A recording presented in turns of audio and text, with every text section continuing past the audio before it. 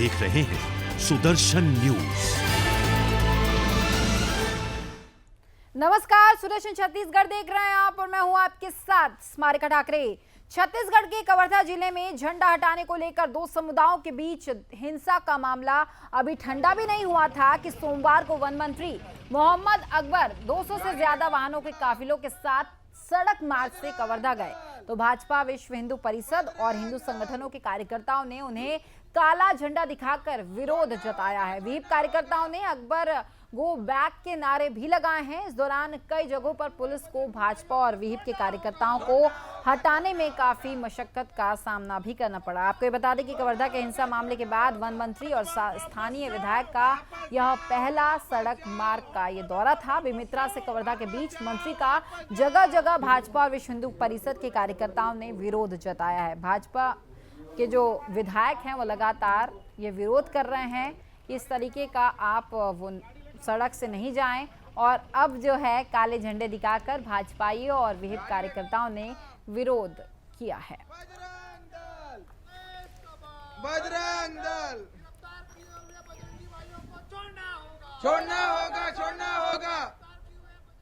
तो वहीं नेता प्रतिपक्ष धर्मलाल कौशिक ने धान खरीद को लेकर कहा कि प्रदेश में धान की कटाई अब शुरू हो गई है, लेकिन प्रदेश सरकार द्वारा अभी तक धान खरीद को लेकर कोई भी निर्णय नहीं लिया गया है। उन्होंने आगे कहा कि हम ये चाहते हैं कि प्रदेश में 1 नवंबर से धान की जो खरीदी है वो शुरू होनी चाहिए।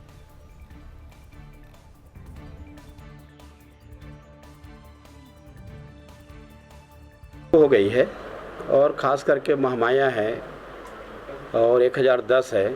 बड़े तेज़ी के साथ धान कटाई शुरू हो रही है। दीपावली के खर्चे के लिए लोग मंडी में जाना शुरू कर दिए हैं। उप समिति की बैठक इनके हुई थे, लेकिन आज तक तारीख की घोषणा नहीं हुई है। 1 नवंबर को धान की खरीदी की जानी चाहिए।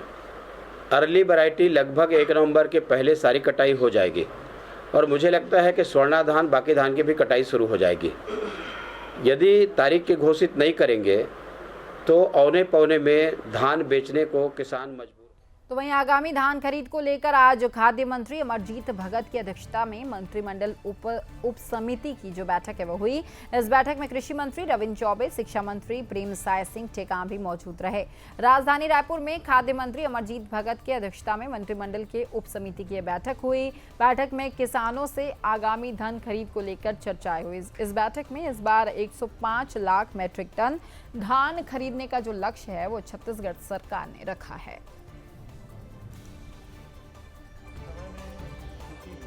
से जुड़े किसान पिछले बार भी बहुत प्रसन्न होके बारदाने में धान लाए थे और इस बार, पिछली बार तो जब बारदाने की कमी हुई तब हमने इजाज़त दी थी। इस बार शुरू से ही, अगर आज से ही हमने किसानों से कह दिया है कि ऐसी कमी अगर हो सकती तो बारदाने, उनके बारदाने में हम धान खरीदेंगे।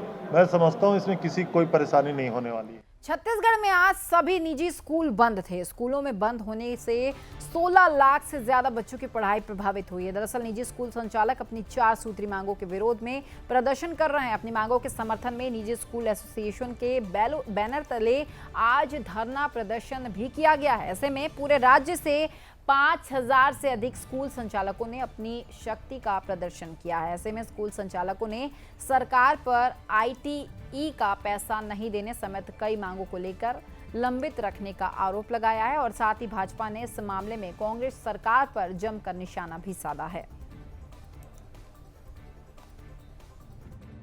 जो RTE के अंतर्गत में बच्चे पढ़ रहे हैं प्राइवेट स्कूल को, कोविड काल में उनकी अच्छी स्थिति अच्छी नहीं है और ऐसे में उनका अधिकार है कि RTE का पैसा उनको मिलना चाहिए, लेकिन ये सरकार के द्वारा अभी तक राशि नहीं दी है, जिसके कारण उनको स्कूल संचालन में दिक्कत आ रही है और ये उनका अधिकार है।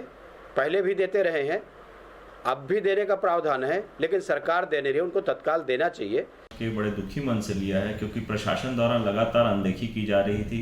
RTE का पैसा जो इनके पास पिछले 3 महीने से पड़ा है, इनके बैंक खातों में पड़ा है, लेकिन वो कोई ना कोई कारण बता के उस पैसे को ट्रांसफ़र नहीं कर रहे हैं। करीब 106 करोड़ रुपए की रकम है।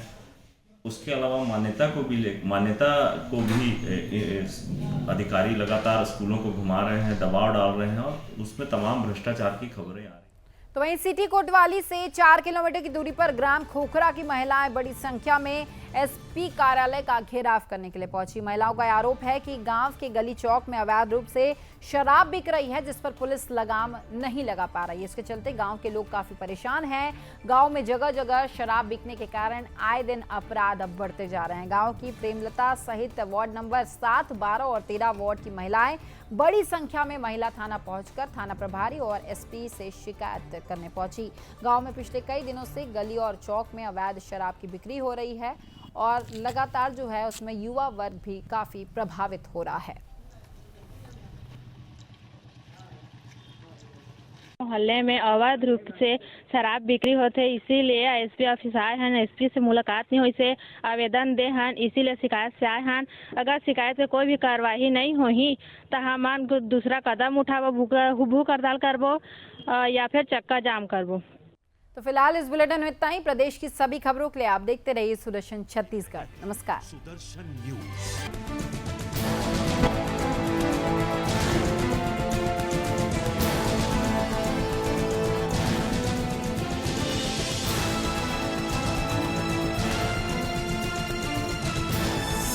आप देख रहे हैं सुदर्शन न्यूज।